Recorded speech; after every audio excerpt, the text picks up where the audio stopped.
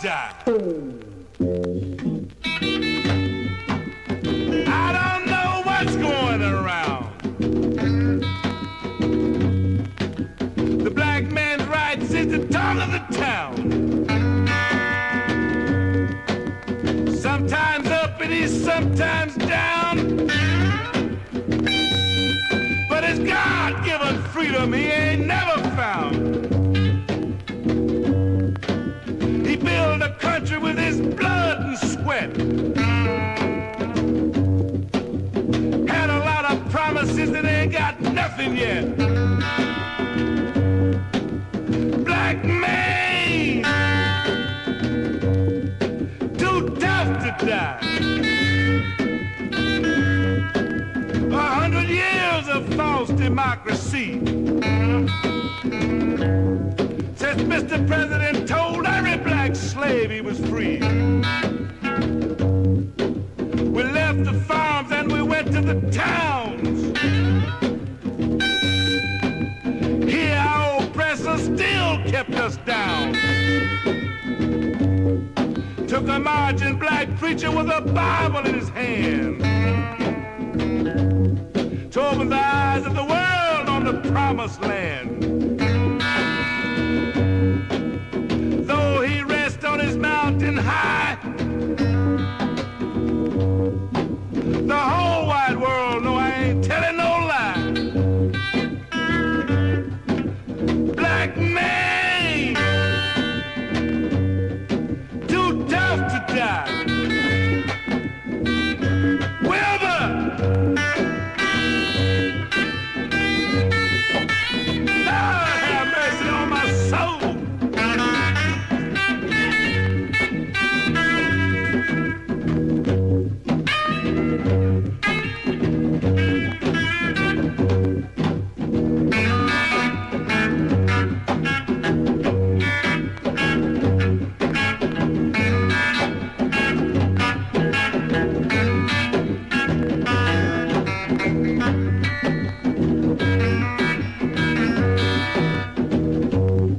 If I had my way, I wouldn't even frown.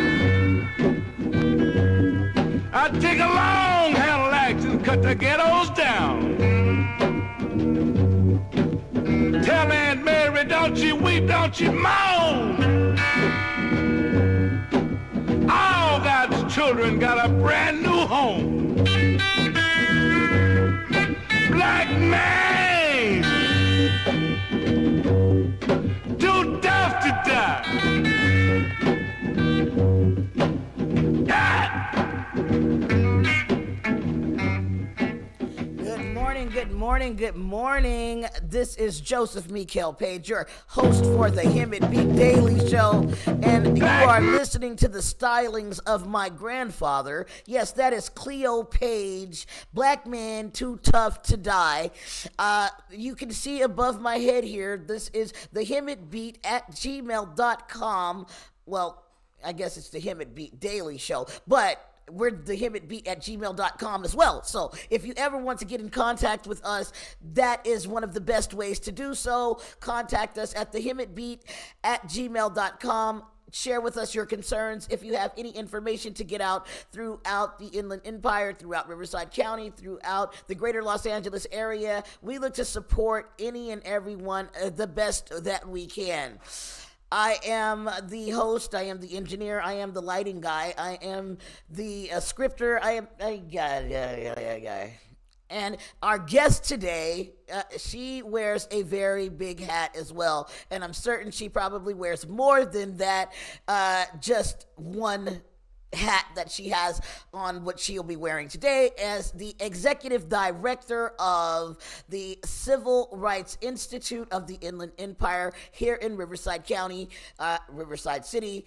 The Inland Empire, it's going to be fantastic, guys. Okay, so the phone number also is right here. You can see 951-305-0997. Once again, that's 951-305-0997.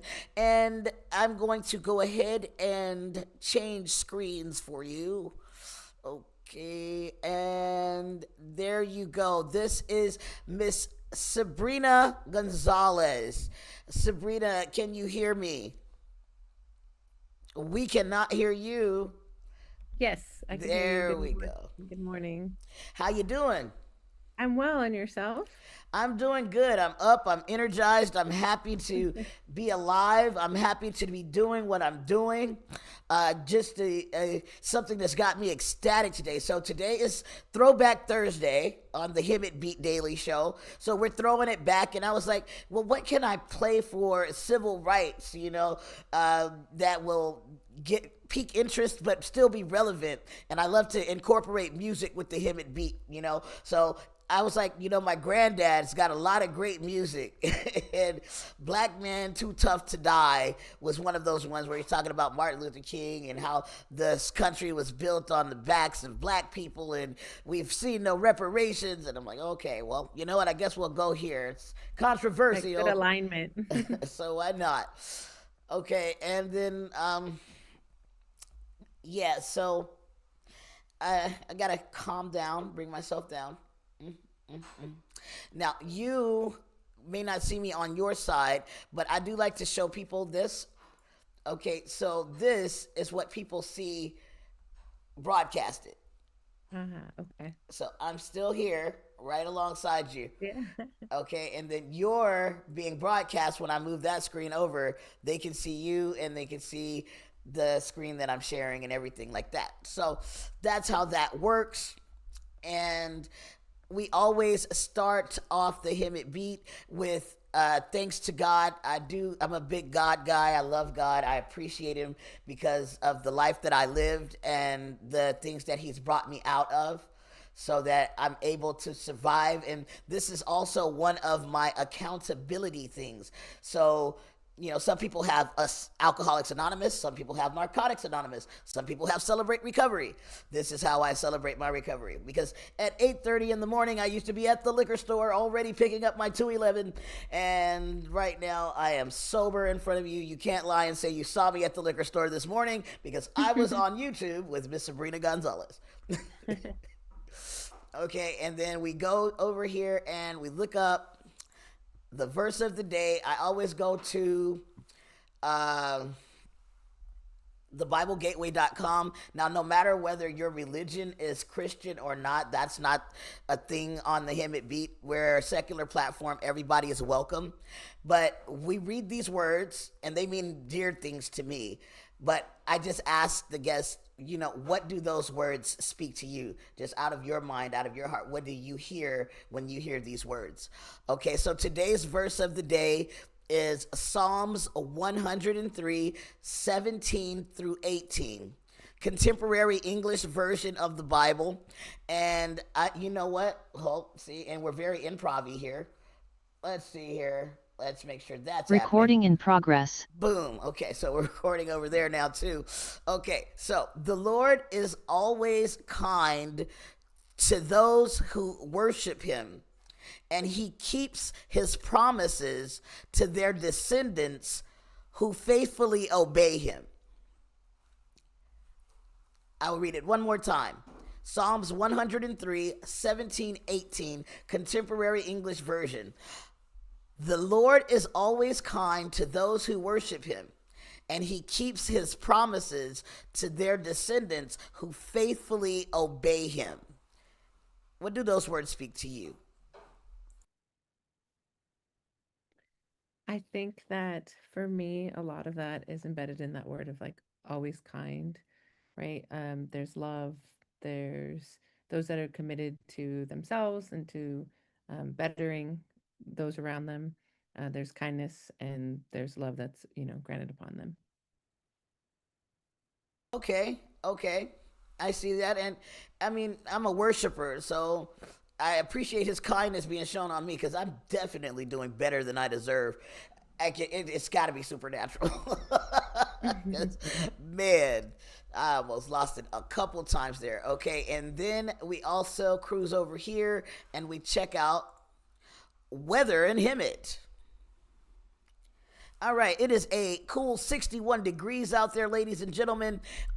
It's going to reach 85 today. No clouds in the sky. Looks like a good day to hit the lake, in my opinion. Get outdoors, go do something. Maybe Diamond Valley. They've got Lake Hemet. You know, if you're looking for something close, though, Diamond Valley is right there on the Minnegonne. Friday, tomorrow, it's going to be a whopping 99 degrees. That's why I'm so grateful that I celebrate the Sabbath and I stay inside the house from Friday to Saturday. I'm not dealing with that 99 degrees. It's not happening. Saturday, it's going to be another 95 degrees, still hot. I'll be in the house, air conditioning. Thank you for Central Air God. Okay, and the men who came up with the idea. Fantastic. Just simply brilliant, guys. Okay, Sunday is going to be straight cloudy. It's 85 degrees, so it's going to be kind of, I bet you it's going to be all kind of humidity outside. Sticky. Can you say sticky? Monday, it's going to be sunny. Tuesday, it's going to be sunny. Wednesday, it's going to be sunny. Thursday, it's going to be sunny again. And that is your weather report for the day. Now, I did want to ask you this, Miss Sabrina. Do you have any songs from civil rights that we might be able to play? I know this is on the spot. I didn't ask this before, but since you're here and we're very improv here, do you know of any songs from the civil rights time that we won't get dinged from YouTube for using? I don't know any particular. I know, what I listen to, which always goes back to like some Motown and whatnot, but I don't know if there's any particular ones that you won't get dinged on. Um, and I'm sorry that I don't have a better answer for that. No, you're good. Okay, Mahalia Jackson, the song she sung, let's see, Trouble of the World. We might get dinged for that one. Let me see. Mahalia Jackson singing at the Martin Luther King, hopefully that'll be enough for it. Okay, Mahalia Jackson, Mark John Washington. What was the name of the song, though? Key performance, March on Washington before. I Have a Dream speech, Jackson performed. I've been buked. Now, what does I've been buked mean? Do you know? Because I don't. I have to look it up. I think it's rebuked, so not, fondly thought of, kind of been ostracized. I've been rebuked, that type of thing. Okay. I think buked, the way they say it in that sense, is they're just shortening the word from rebuked. Okay. Let's see if we can find it.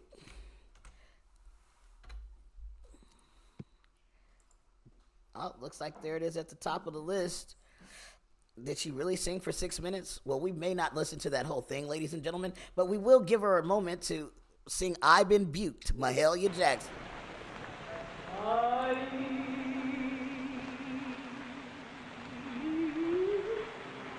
Been built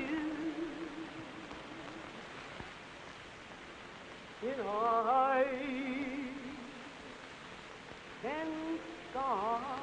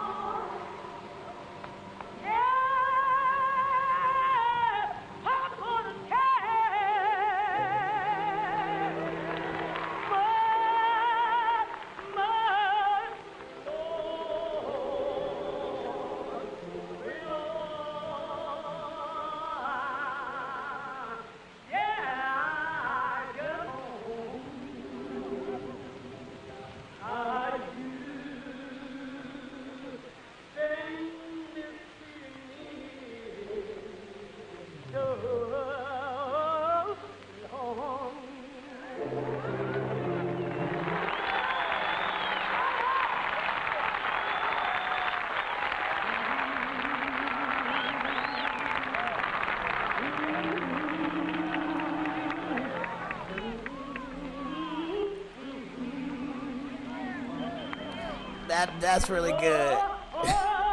Beautiful voice. Yeah, her voice is amazing.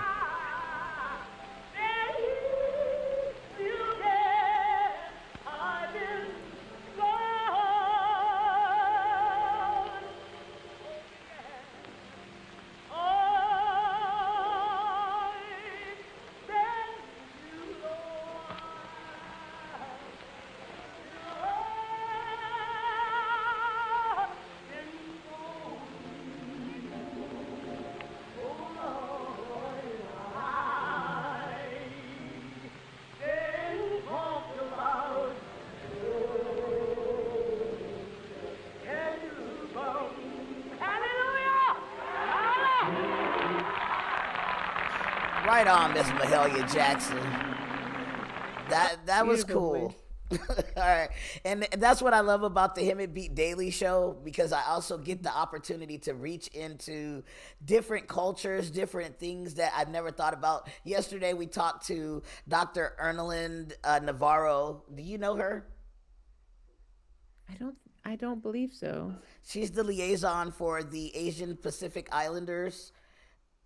Ah, yes, yes, yes, yes, yes. Okay, I do. Doctor, she's a doctor, correct? Yes, Filipina. Yes, yeah. I think I'm not used to her first name. Yes, yeah, she came on yesterday and she taught us about refugee camps and what Mm, happened during the Vietnam War, and how they came over to America. And some of what she said, she's like, well, yeah, America did a lot of destruction in Asia during that time. So when these refugee camps started applying and people were trying to now get to a place of safety, America kind of felt bad there and was like, yeah, come on, we know what we did to you, And I'm like, that's a big, that changes my thoughts process and everything. Like, wow. And then we looked up some pictures of the refugee camps, and I oh was just wow. like, this is, I used to watch Rambo. And I'm like, I remember when he would go in and he's like trying to liberate people from these different internments and things. And I'm like, wow, it's like Rambo, but in real life. Yeah, it's a reality, absolutely. Right. So she's like, yeah, inside of those places, you get human trafficking, you get rape, you get all kind of stuff that happens inside these refugee camps to children even, and they have no way to really protect themselves inside of these small confines. So it was really an eye opener. Um, I did have a clip. Do you recognize this lady here? I do. Okay, let's see what she's saying. On what we're facilitating, and also what our reach can be. Right. And so I think one of the biggest conversations I just would like to have is our intergenerational conversations. Sure. Um, I think that I've been in spaces where we have folks saying that newer generations don't want to know the history. And then we have newer generations that say, the history doesn't want to know us. And so I would love to continue, and we've started this, but continue to really take some time to focus on multi-generational conversations. Sure. That would be really special to us, because I think that no matter where your culture and where you reside and where your beliefs are, there's a lot to be learned from each other. Sure. And the more we can have those multi-generational conversations, the more we can kind of pinpoint where these divides have happened and how do we bring it back. And also that we don't have wonderful and amazing organizations in history die off when those folks leave with it, right? We're really ensuring that we're passing it on, we're able to champion the next steps to it. And also that we are evolving. Right. That's huge for me, is that we, if I'm saying the same things I was saying 20 years ago, we got to reassess. Sure. And so to be in these spaces that we can have real, true conversation, multi-generational ways, would be special for me. So, speaking of Yep, yep. And I like that. And I'm like, okay, so this multi-generational thing, and I wish I had have been more prepared. So what I'm going to do is I'm going to ask you to think about that as we do your introduction, and then you can come back and tell us, your thoughts on that now, that you've seen it again, and I know you said it, so you obviously have it on your mind. So you're better prepared for it than I am, and I'm ready to learn what this multi-general conversation sounds like. I'm going to bring up my good friend. Her name is Mainframe. Hello, Mainframe. How are you this morning? Hey JP, I'm doing fantastic and ready to roll. It's always a blessing to connect with you. How are you feeling this morning? I am doing just fine. We have a special guest on the Hemet Beat Daily Show. I am so excited. This is Sabrina Gonzalez. Do you know who she is? Absolutely, JP. Sabrina Gonzalez is a powerhouse. She's the executive director of the Civil Rights Institute of Inland Southern California, driving forward the mission to preserve and amplify the region's rich civil rights history while inspiring new generations of advocates. She's all about weaving the past into the present to fuel a more just future.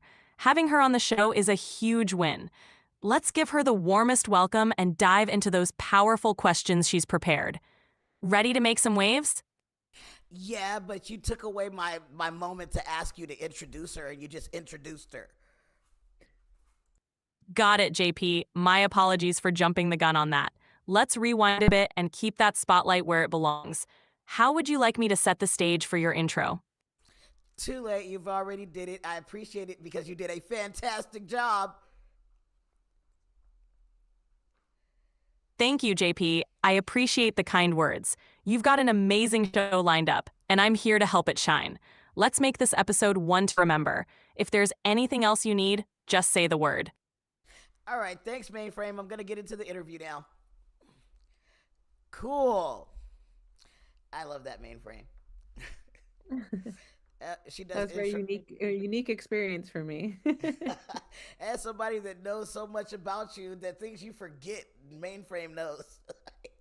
Absolutely. So, yeah, it's cool. So let's see. We're going to get over here now. Did you want to touch on those intergenerational conversations and elaborate a bit on that, or jump right into your questions? Whatever you feel works best for you, Joseph. You let me know. Okay, so well then I would like to understand, and for the parents out there that may be watching, what this intergenerational conversation is like. I have a good idea, but I can also say that I've heard a lot of young people say, "Oh, well, I wasn't there, so it doesn't matter." You know, that's how they shut me down when I try to talk about some serious stuff. And even myself, prior to this awakening that had happened to me, I didn't care about, the history. I just felt like, okay, so I'm getting food stamps. I'm getting a check from the government. They're put me in housing, and most of the time it is white men and women in these positions. Every so often I'll run across a black social worker, especially in the Inland Empire. Now in LA, they're more diverse and it's a lot more minorities inside of those positions. But here in the Inland Empire, Riverside up to Hemet especially, you find more European, more, I don't know if that's the right word, Caucasian inside of that position. And this is where I'm getting my daily bread, so to say. Not recognizing God at one point in my life. I'm like, okay, so if they're providing my daily bread, then these are the people that I need to be kind to. These are the ones I need to reverence. Big ups to you, the person that's feeding me. So now, as I'm sitting back and I'm starting to look at, and my dad really had to check me. He's like, "Hey, you know what? You do a whole lot of stuff for white people. Why don't you do anything for black people?" Right? And I didn't even realize I was doing that. He's like a couple generations away, if not a generation away from slavery. And he's like, "Yeah." So I started to dig in, look up Malcolm X, look up Martin Luther King, see what these walks were all about. Then I saw the movie Emmett Till. Have you seen that? I have not. I know the story, but I have not seen the movie. Yeah, so when I saw it, I was like, oh no. Oh no, just for whistling, that was insane. They did him so bad. And I'm hurt even right now as I think about it. So talk to us a little bit about the intergenerational conversations and how that looks to you, and then we'll jump into your questions for today. Sure. I think you kind of hit it on the head right when you started the conversation. Intergenerational conversation for me is really about taking a step back out of our own perspective And sometimes we do that amongst friends, right? We all have different upbringings, we have different households, we have different pet peeves, all that stuff. But it's to that extra layer, which is that there is some wisdom and information that can be provided from all the different generations. And so sometimes when we are only able to see what we're currently navigating, we forget what has happened before us, and the momentum that's brought us where we are. There's still much more work to be done. And then we also forget that things have to evolve. Each generation kind of has their own moment to advocate for. They also have their own new issues that they're dealing with. And so I really tie this into my mindset around like being a gate opener. I don't need to impose on you my struggles because you're going to have your own, right? My goal is that I can alleviate some of these struggles, so that you will still navigate your own, but that you're not having to double down on those, right? When we think about generational traumas that are passed down or things like that. So that's one side of it. The other part of it is just to have true dialogue. Um, at the Civil Rights Institute, but in general in life, I really like to say that you can discuss without disparaging. If my first reaction to counteract your point is to belittle or say something, out of pocket to bring you down, then am I really focused on the point or has it become personal? And so some of these intergenerational conversations allow us to humanize experience, and they allow us to review back to say, okay, this was your experience. What parts of that do I need to take with wisdom and understand and think through for my current circumstances? And what parts were just your parts? And this kind of removes that blame, right? One generation saying, well, this generation doesn't want to do the work, or another generation saying, well, I had it worse than you, right? There's a lot of comparative language that happens in that. And so when you bring folks to the table to have these conversations at these levels, you humanize it, you get better perspective, and you're able to remove the blame game. And so that's what's been really important to me, and just important in moving dialogue forward. I'm not here to change your mind, but I'm here to hopefully cause enough pauses that you can reflect, gain perspective, and then come up with your own opinion. It's the same way I think of, like, I wouldn't say it's a teachable moment. I like to say it's a coachable moment. Teach means I'm telling you how to do it. Rather, coach means that I'm giving you the resources, I'm giving you the information, and I help you think through what's the way for you to process and move something forward. So I hope that kind of sums that up and explains for you my thought process and some of those intergenerational or multi-generational conversations. Yeah, yeah. So, how often are you now having these multi generational conversations? Well, in my daily life, all the time, right? I'm calling my mom and asking for some feedback and think through things. Previously, when my father and my grandmothers were alive, those were conversations I had often to try to better understand. At the site, we're trying to build that in. The exhibitions that we're building, the oral histories that were happening. We're trying to ensure that, there's someone from a different generation maybe doing the interview, gaining knowledge. We're preserving that information. I think that our goal is to have more of those conversations. And sometimes we outright just call it that, right? We previously had like a political conversation and we said it was an intergenerational conversation, but also just who are we inviting to the space? What does that look like? How many times are we looking at someone that um, has different life experiences and choosing to open up that dialogue and those conversations? And then we see it in other ways that aren't just intergenerational, but associating and having conversation with folks that maybe have a different perspective, political background, how they were raised, where they went to school, how they um, what when you mentioned, like, faith-based, are we getting those dialogues and conversations? So I would say in my personal life I'm having them almost daily, even with who I associate with. But as a Civil Rights Institute, we're trying to build those in more often, with that as the mindset is who's our audience and how do we get folks from different generations into that audience.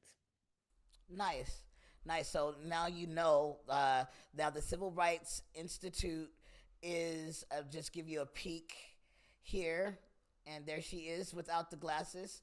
The lovely Yeah. Miss Sabrina Gonzalez. I couldn't see in that photo. They took my glasses away. It's a great photo though. That is really nice. I like the way that you guys did that. I'm gonna go to the home page. See, it should take us right there. And Seeking Justice excerpt. Seeking Justice is back with, I missed it. It left me. It's our third program. Oh, so that program already happened. We actually had to update that, but we're hoping to have one in June. We're going to be updating our website soon with some June events. We are already, today is our drag queen history event, so we can learn about the drag queen history in the region because there's lots of history to that. And so we have different elements coming up. So, but we do need to update that as that event already happened. But Seeking Justice is a series that will continue to grow and hopefully have more events this summer and then in the fall. Okay, so just a quick question then. Is Drag Pool going to be there? No, drag queen. No, I know there's a drag queen named Drag Pool. No, tonight it's actually with Jean Decay. And Okay. they've been really instrumental in the region. And so they're going to tell a little bit more, a presentation on their experience, but also the history of drag queens in the region. Okay, yeah. So I was at the multicultural symposium with RUHS, and Drag Pool Ah. showed up, and it's this drag queen that dresses up as Deadpool. Oh, So okay. yeah, and I just wondered if they were going to be there tonight. So let's read this That's mission tonight. statement. We got Maybe they might be an audience member, but they're not the presenter this evening.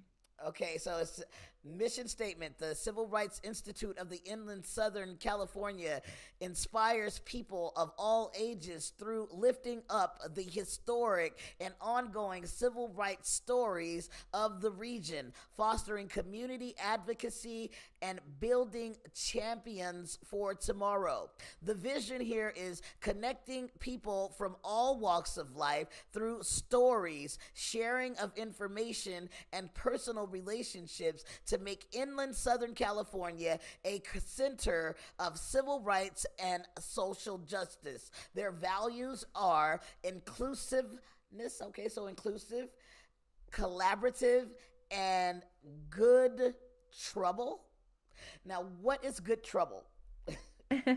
So that is a phrase that John Lewis stated, right? Standing up for yourselves, getting into a little trouble, pushing the boundaries. And then our co-founders, Rose Mays and Lalit Acharya, they then kind of talked about that in their own work, pushing the envelope. What does it look like? Standing up for those that are around you. And so it just became a part of the mission. So I always joke when people leave my site, say, okay, stay out of trouble. And then I say, unless it's good trouble.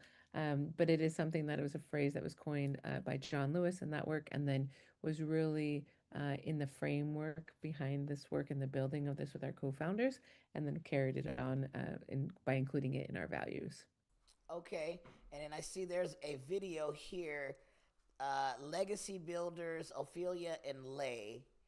And you got Legacy Builders. It's like a full series here. So, ladies and gentlemen, it's on YouTube, but you can find it directly through the Inland Civil Rights website. I'm going to copy that and paste it over into the chat.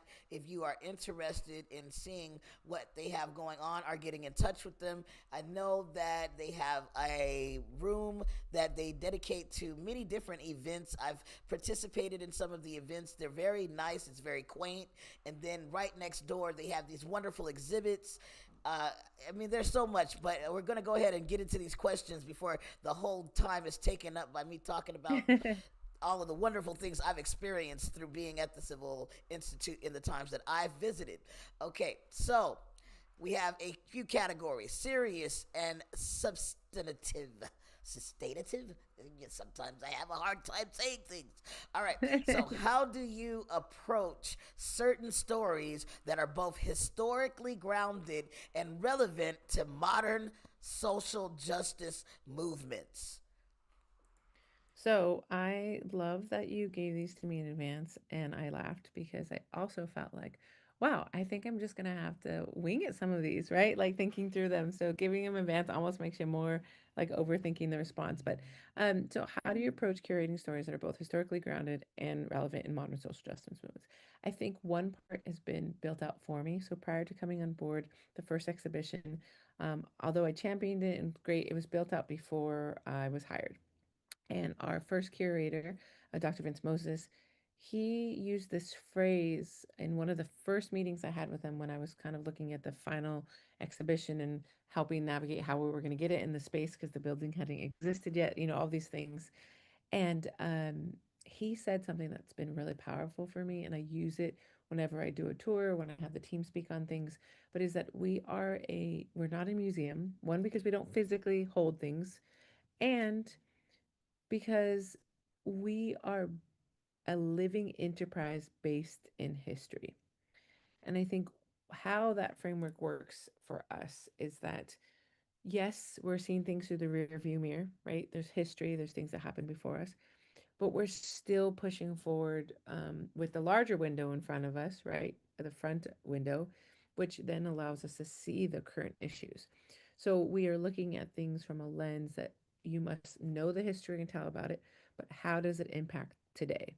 And that is done through our programming, right? Our current exhibition right now is called Homegrown Heroes, and it tells a story of 27 individuals, 25 stories. You were there, you visited 5 different, like what we call neighborhoods, components of it.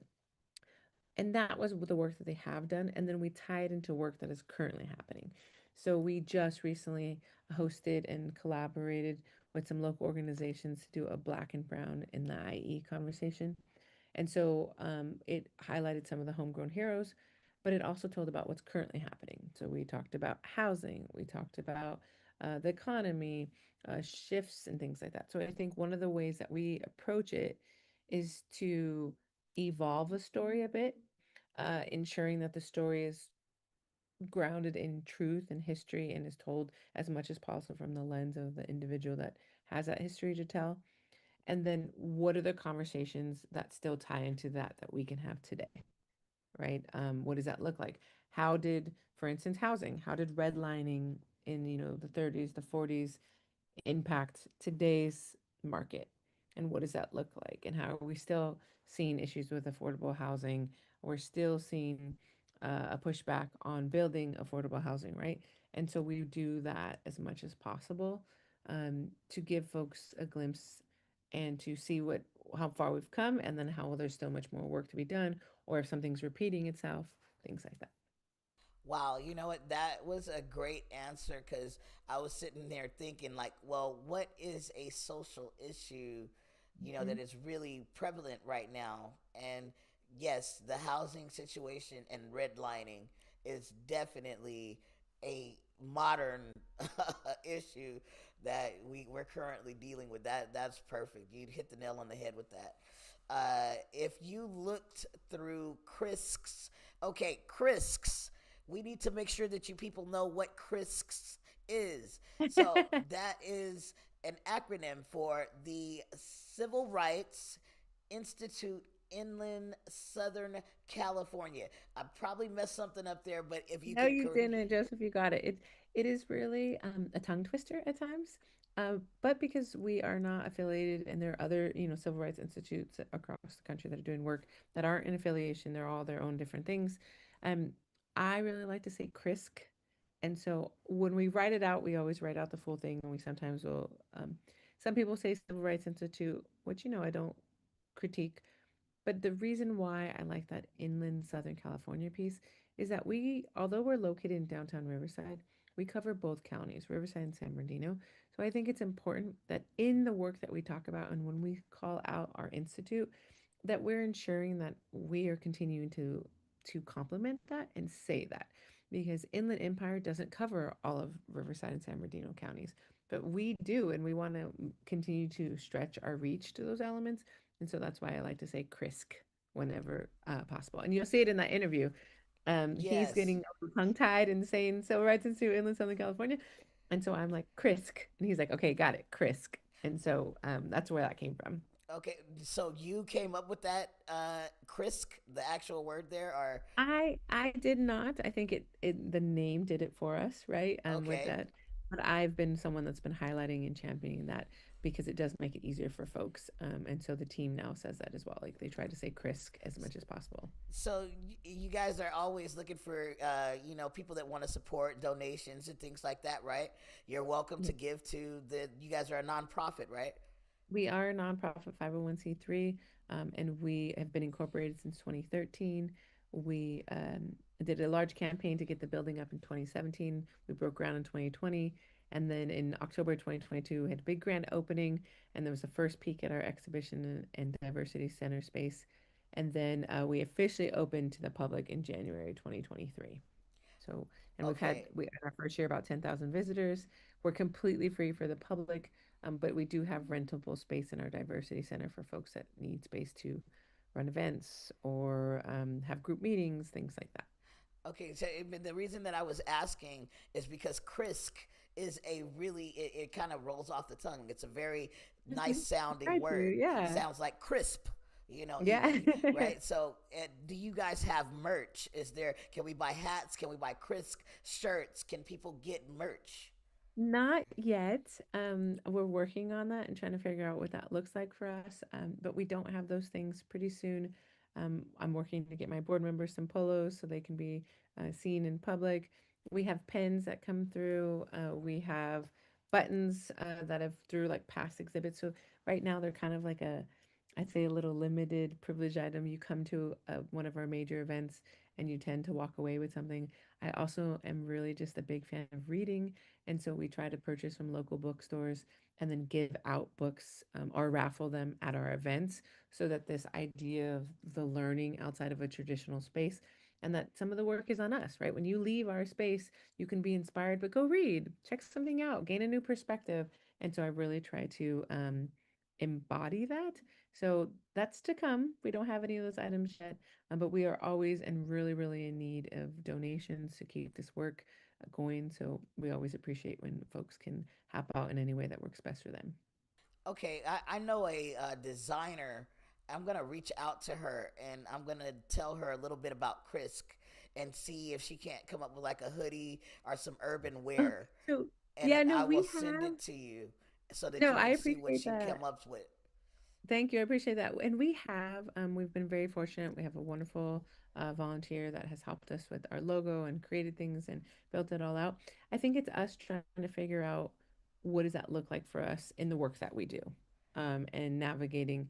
Is that something we want for folks to have memorabilia or looks?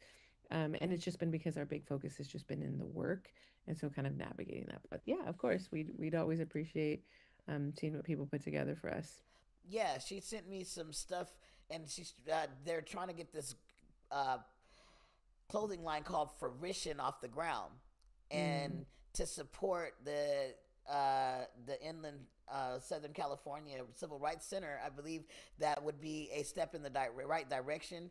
And she gets a chance to say, well, look at my design, whether or not you say, well, yeah, we want to use this or not. At least she got an opportunity to give some input outside of just trying to get her program off the line, but did something that is for the community. You know what I'm saying? and mm-hmm. she's pretty good. So I'll just see what she thinks. I'll get back to you. I don't know. I just popped into my head. All right. So it says Krisk's archives of 50 years from now. Okay. If we looked through Krisk's archives 50 years from now, what kind of story do you hope is being told about our generation? I think that for me, if you're including maybe this time period, our generation's hard because the work that we do is kind of interspersed and whatnot. But I think the story that would I'm really hopeful for is that we cared, right? That we're able to move out of an individual perspective, but really embody and embed ourselves in community. That's the hope, is that when we look back at this, there were folks that came together, that we were a region that decided to collaborate to lift each other up, and it wasn't just about one singular group or one grouping of folks, or it wasn't just the pressure on one. We're all burning out. It's real in this work. It's real in just life and everything that's happening. And so I think that that's what one of my goals is. The story is that hope is being told about this generation, is that they looked to each other, that they collaborated, that they started to relearn their neighbors. They knew what was happening in their communities. They cared.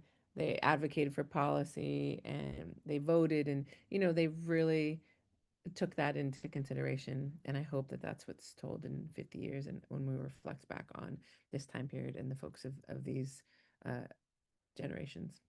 Right. And now you also have a time capsule from what I remember. And when is that time capsule due to be open? I believe it is in 2072. So closed it up, and I think, although the building wasn't all the way done, that sidewalk piece was done in, I believe, August or September of 2022.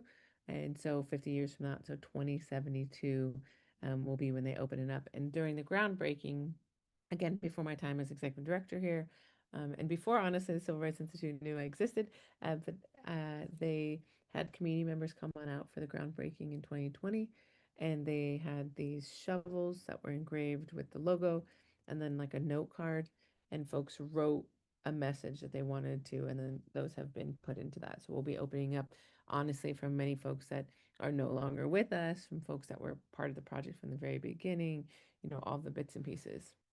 Yeah, and so that will be a part of the story that is told. So we're going to move over And like into. why the space existed and came about. Absolutely. Yes, yes, it is an amazing space. Okay, and you guys can see more. You will hear more from the Hemet Beat talking about the housing project, how they're helping house people. Hopefully, this is not the last interview that we do, but we can do like a part 2, 3, 4, just keeping up with you and updates of what's going on with Sabrina Gonzalez and the Civil Rights Institute. So we're going to do some personal and fun questions now. All right, what song or artist besides Joseph do you go to when you need to reset and remind yourself why this work matters? Someone that pops into mind, I think for me it's a genre, but like overall, I go back to my Motown, right? I go to my Marvin Gaye and things. That's a very just, it's also my cleaning music, right? So it just gets me inspired and moving, and it's time to clear out, evolve, all that kind of stuff. But I think recently, Common has been someone. Uh, Questlove and his work and the Roots, those are folks that I typically go to because I think in it's not glaring, right? Some of the work when I think of like Marvin Gaye and other Motown artists, it's very much so said in the lyrics, whereas there's bits and pieces that are kind of behind the scenes, and I feel like that's kind of the work that I exist in. Is it's not always glaring and always right in your face. It's just my style in general. So I think those would be the folks, so the Motown genre in general, with Marvin Gaye and folks like that leading the way, and then folks like Common, Questlove, The Roots. Those are others that I go to during that time. Okay, that's good. You got a pretty good. I want to hear your playlist now. All right, so To be honest, I have such an eclectic taste that I don't ever, I'm always very grateful when friends build them out for me. I'm always like, it's too much, it's too much. So I'm on a random. So you could have like, you know, uh, Darius Rucker, Tupac, and Marvin Gaye all in, with a little Mariah mixed in there, like all at some point. Or you could have, some new, you're mixing in Kendrick, and I have a very eclectic, can't figure it out kind of playlist when I do have them. okay, okay.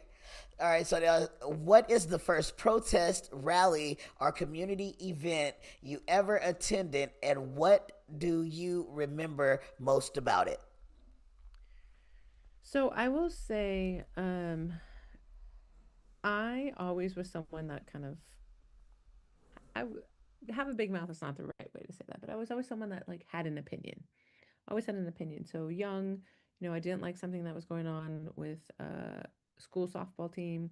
marched right into the principal's office and was like, I'd like to set up a meeting. I want to discuss these things, right? Always kind of been that person. I've always the person that like questioned authority to some capacity, right? And not in a disrespectful way, but I just think I was always someone that led with curiosity from a young age. It was like so inquisitive, asking questions. And it was not because I thought something was wrong. I was just always very intrigued about how things worked and like processes and like how people come up to where they end up at. So I could say that's always been something from a young age.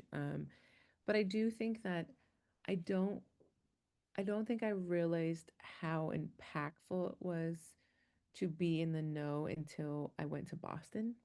So I was very young. I think I turned 18, and then maybe a week or two later, it was like you're in Boston for school.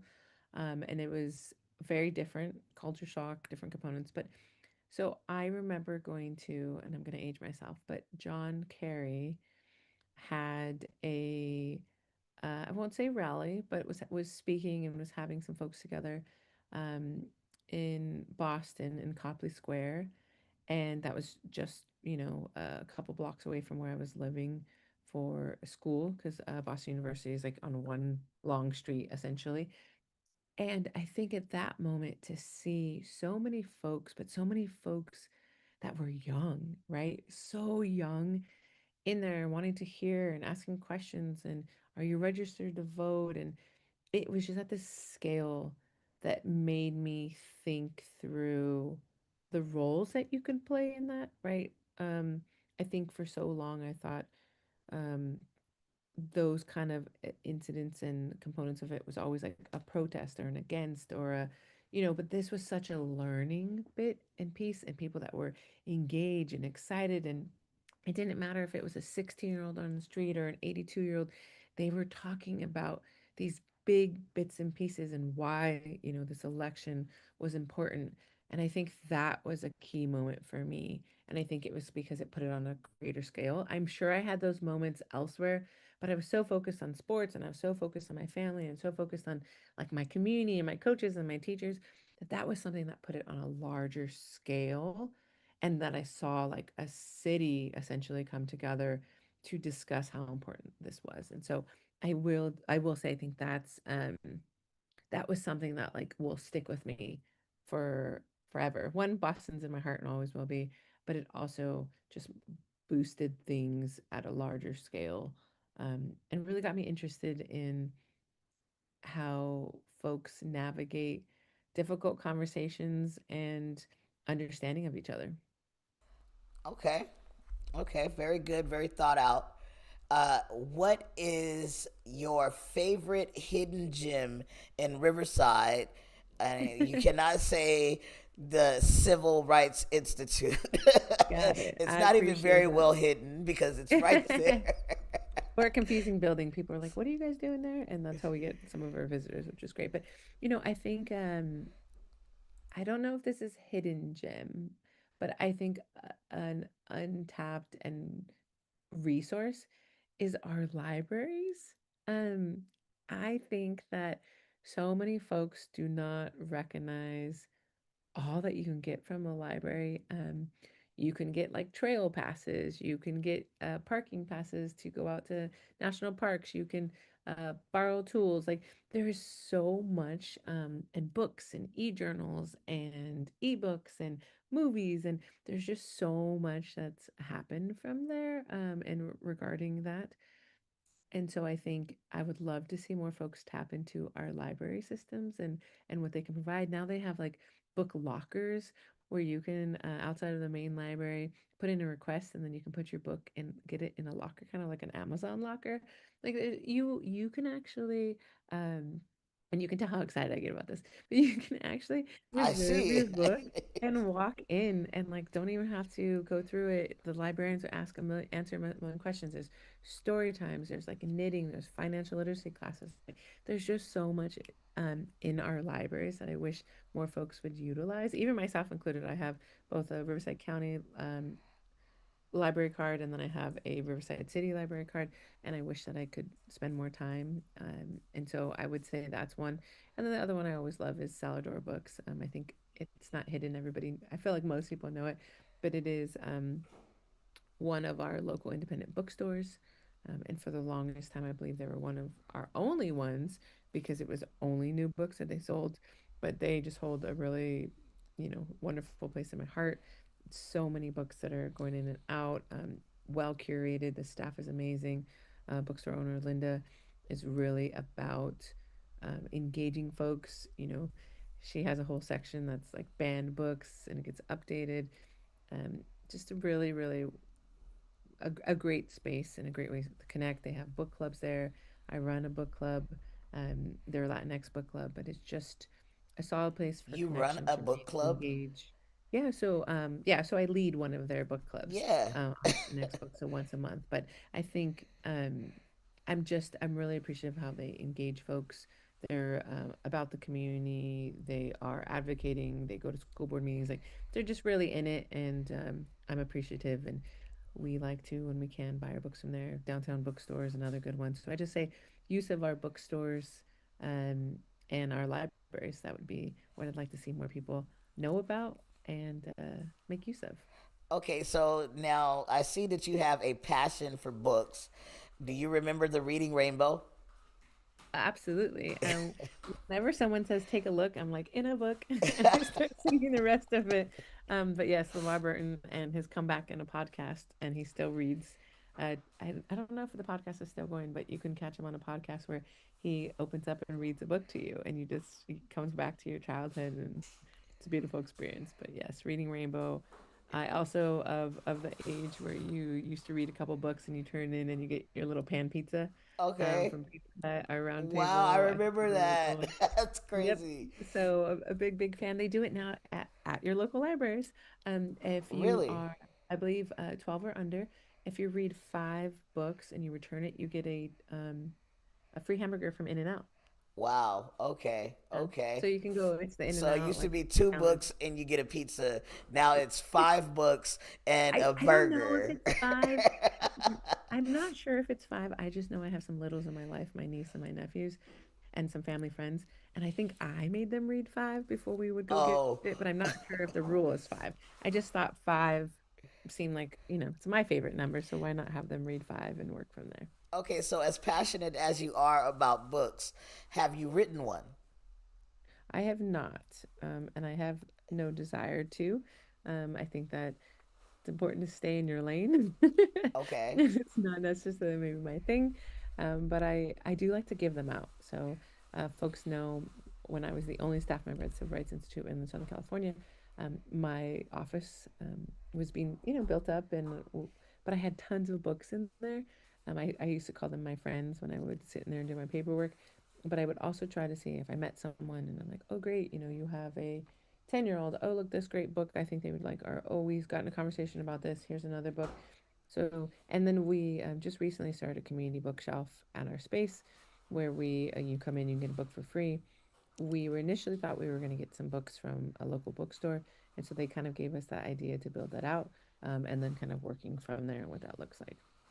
Okay. Well, I do have more interesting questions that are interesting to me about this whole book journey. You've got me open on that. But we have to move forward. So, if Krisk were a superhero, what would its power be and who would its nemesis be?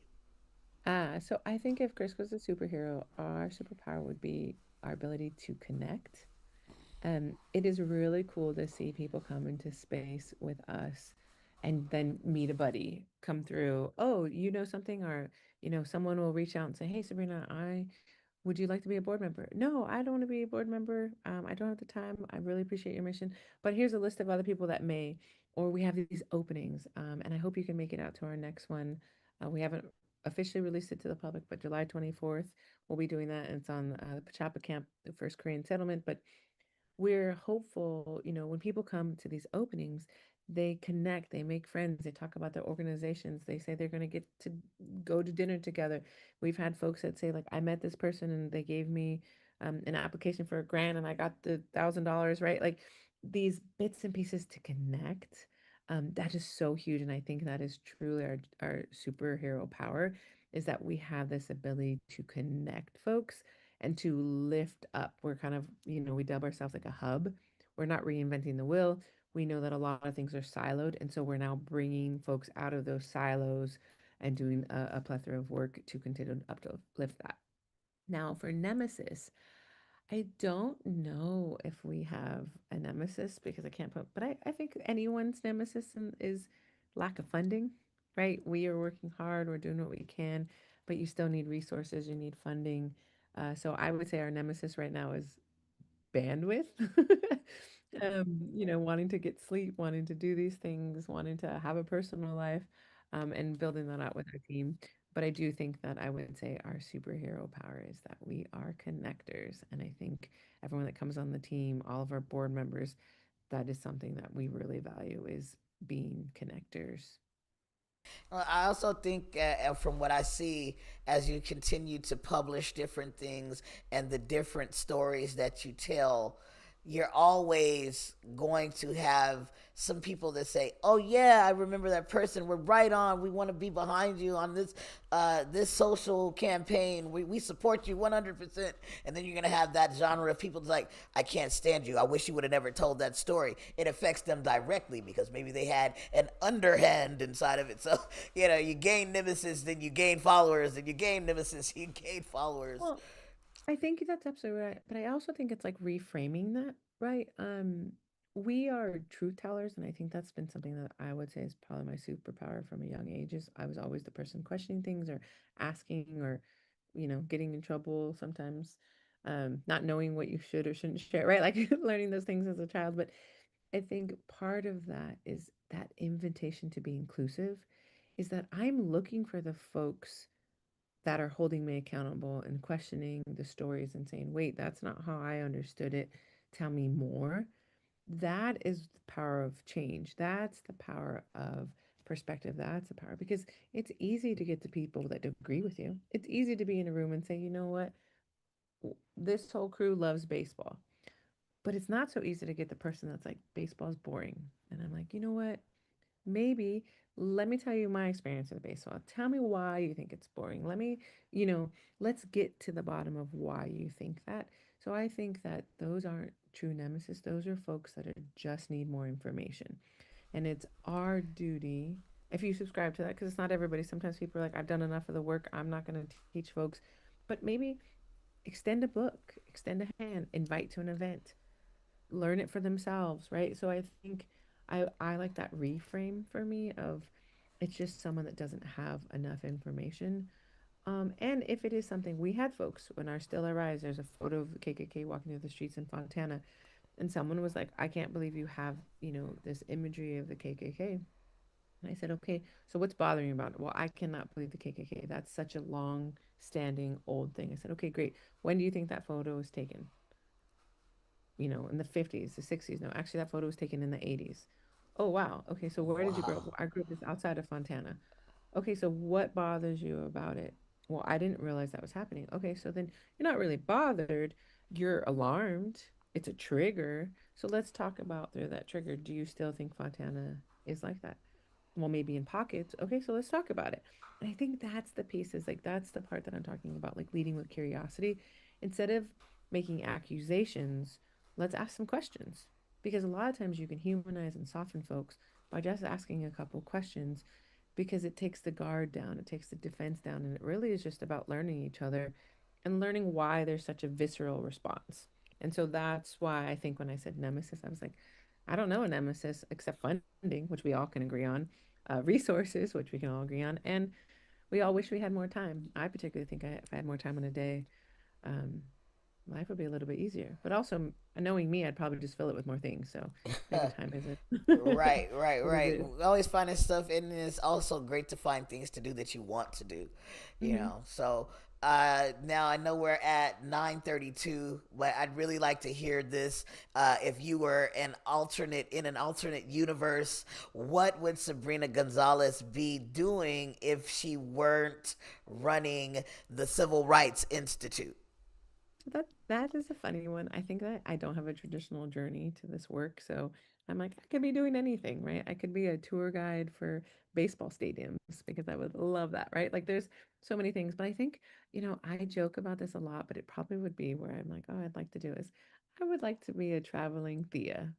I have my sisters that are, have little ones that are close in California and one that lives not so close, but I also have friends across the country that have little ones, and I would just love to come in and be a part of like an immediate part of like their growth and their learning and like helping them be their next little, parts and human and stuff like that. So I joke that I would be a traveling Thea and I would be with a friend for a couple weeks and then travel to the next friend for a couple weeks and spend time and help them out with their littles. And I also think that anything that I would do, it would be related in community.